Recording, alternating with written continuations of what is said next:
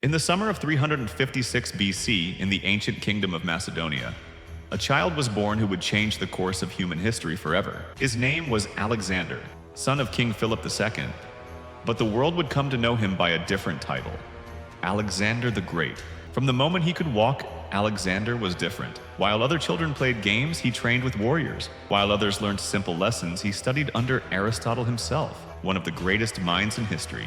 The philosopher taught him about science, philosophy, and the wider world beyond Macedonia's borders. But it was his father, King Philip, who taught him the art of war.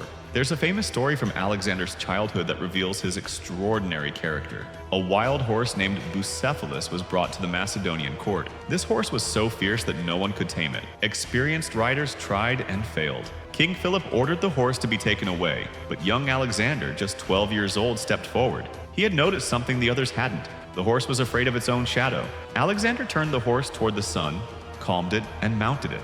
Bucephalus became his loyal companion for the next 20 years, carrying him across thousands of miles of conquest. When Alexander was just 20 years old, his father was assassinated.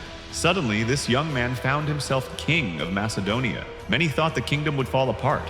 Enemy states saw an opportunity. They were wrong. Alexander moved with lightning speed, crushing rebellions and proving that he was not just his father's son, but a force of nature in his own right.